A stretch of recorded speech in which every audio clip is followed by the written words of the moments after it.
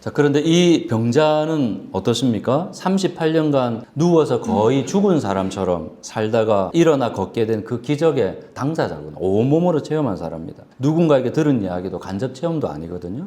직접 보고 듣고 온몸으로 경험한 사건입니다. 그럼에도 불구하고 그는 너무도 무심한 사람이었습니다. 왜 그렇습니까? 죄를 다시 짓지 말라는 예수님의 말씀을 귓등으로 흘려들었습니다. 감사도 없어요. 그리고 믿음의 반응도 없습니다. 오히려 자신을 고친 분이 예수님이라는 것을 알게 되자 곧장 종교 당국자들에게 달려가서 고자질을 합니다. 아마도 본인만 살겠다고, 본인이 편하려고 그런 선택을 하지 않았겠습니까?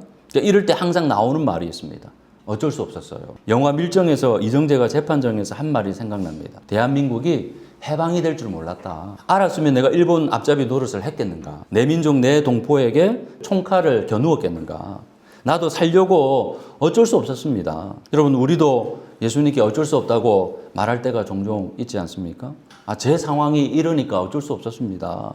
저 사람이 저러니까 어쩔 수 없지 않겠습니까? 하지만 그 병자의 선택은 결국 유대인들이 예수님을 박해하는 결정적인 계기가 되는 거거든요. 이 세상에서 가장 불행한 사람이 어떤 사람일까요? 기적을 기적으로 여기지 않는 사람, 은혜를 은혜로 깨닫지 못하는 사람, 감사를 감사로 알지 못하는 사람이 아니겠습니까? 무심한 사람 있잖아요. 염치 없는 사람. 그런 사람이 아닐까요? 그런 사람이 과연 예수님을 진짜 믿는다고 말할 수 있겠습니까? 자, 두 번째는 박해의 타깃이 된 예수님은 그러나 물러서지 않았습니다. 안식일의 본질을 직접 선포하십니다.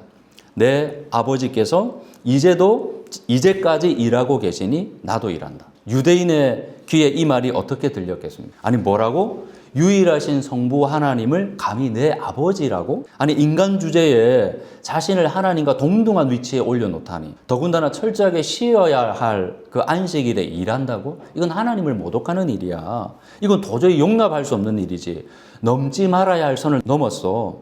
이 글을 가만두면 안 되겠는데? 하지만 예수님은 분명히 말씀하세요.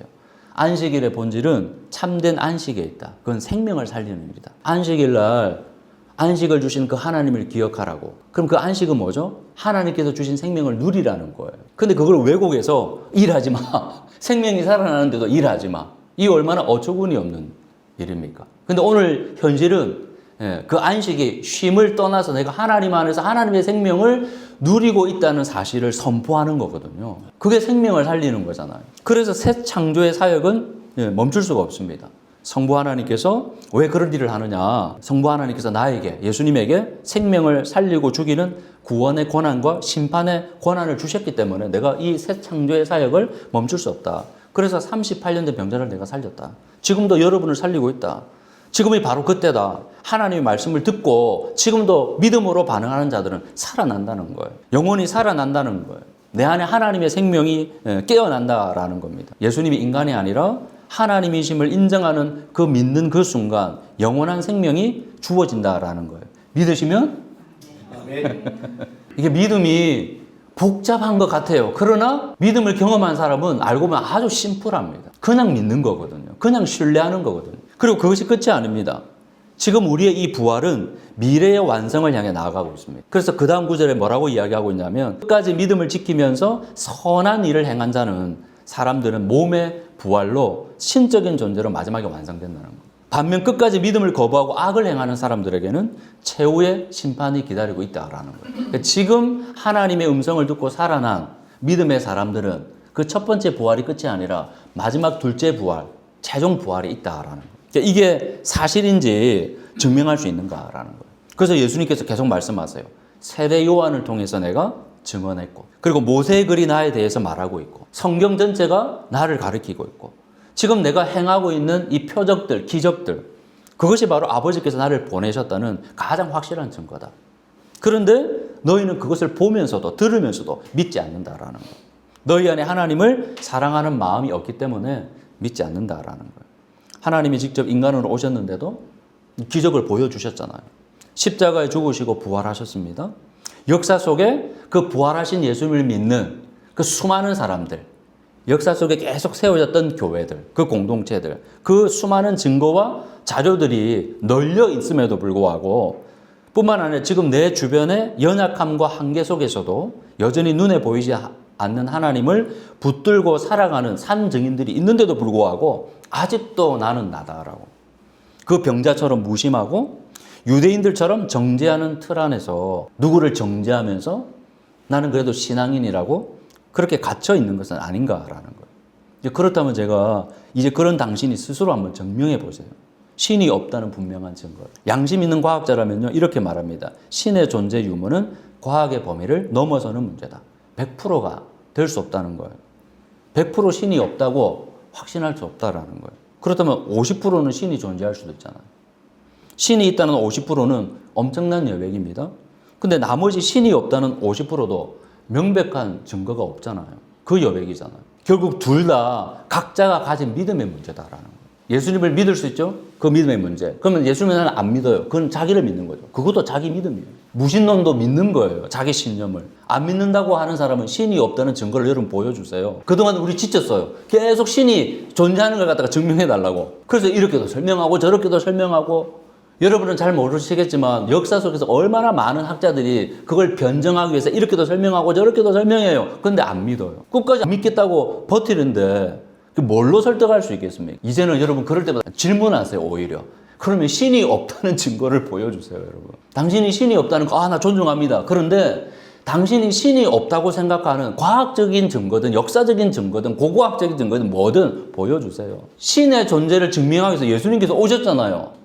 근데 그 당시에 예수님의 기적과 능력을 경험한 사람도 그 예수님을 안 믿잖아요.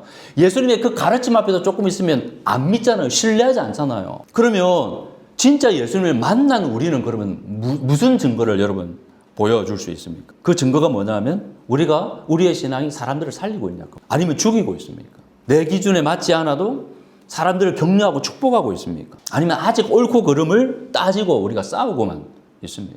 이런 경우도 있습니다. 요한복음 6장은 두 가지 이야기가 나오는데요. 빵 5개와 물고기 2마리, 오병이어라 그러죠.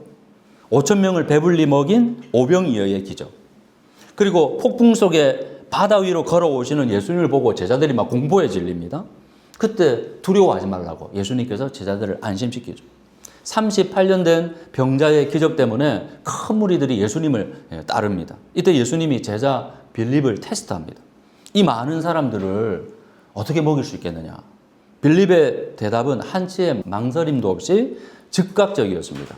예수님, 불가능합니다.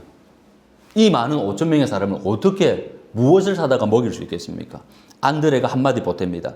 보리빵 5개와 물고기 2마리가 있긴 하긴 한데 이것이 무슨 소용이 있겠습니까? 두 제자의 답변은 지극히 객관적이고 합리적입니다. 현실을 충분히 반영한 솔직한 대답이죠. 하지만 하나님의 능력은 그 현실을 뛰어넘습니다. 예수님은 모두를 앉히시고 빵과 물고기를 들으면서 감사한 다음에 사람들이 원하는 대로 나누어 줬습니다. 5,000명이 배불리 먹었습니다. 남은 음식이 12강들이에요. 왜 12강들일까? 요한복음이 영적인 해석이 많죠. 12지파들, 하나님의 백성들을 말하고 있거든요. 그런데 이 기적이 거기서 끝나지 않습니다. 기적을 통해서 하나님이 가르치는 분명한 의도가 있습니다. 배불리 먹은 사람들이 말합니다. 이분은 참으로 세상에 오시기로 되은 예언자네? 거기에 대해서 여러 가지 해석이 있었지만 당시의 유대인들은 혹시 그분이 메시아, 구원자 그렇게도 해석하고 이해하고 있었거든요. 이 참된 믿음의 고백처럼 들리잖아요. 오병이어의 기적을 경험하고 사람들이 믿음으로 반응하잖아요. 그래서 이런 고백을 한 걸 보고 우리도 진짜 믿음의 고백을 했나? 그러나 그 말의 행간을 보면 그들은 그릇된 메시아관이 있었습니다. 그들이 원하는 것은 로마의 정권을 전복하고 하나님 나라를 세울 정치적 메시아, 그런 구원자를 기대하고 있었거든요. 왜?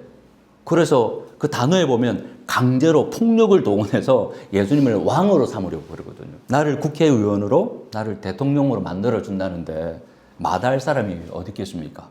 그러나 예수님은 그 자리를 조용히 피하십니다. 왜요?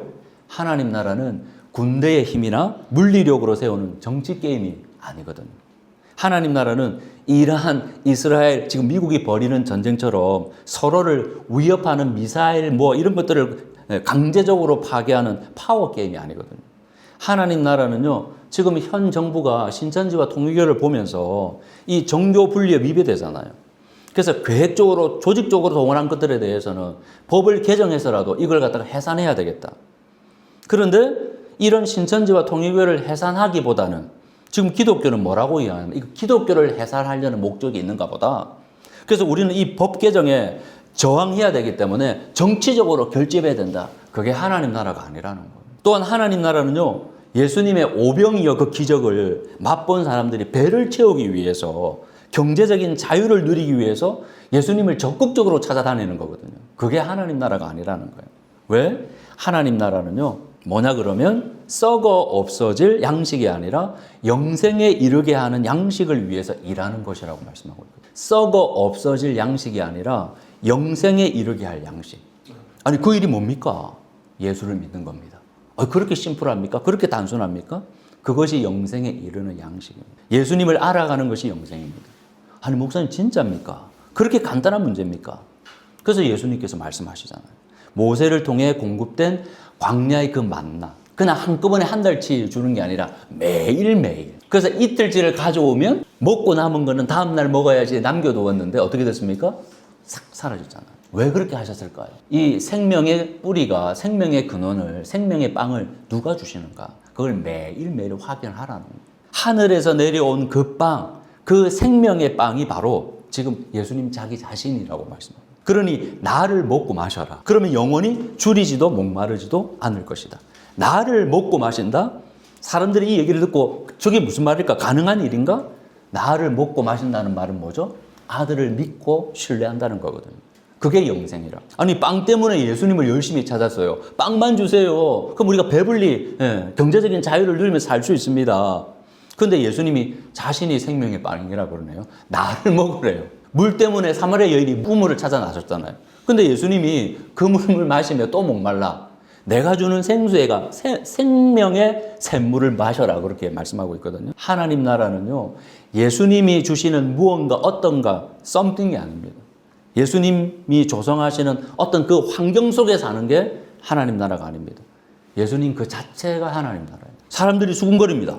아니 빵이 예수님이라고? 쌀이 예수님이라고? 돈이 예수님이라고? 그럼 생명을 위해서 예수님을 먹으라고? 우리가 식인종도 아니고? 말도 안 되는 소리야.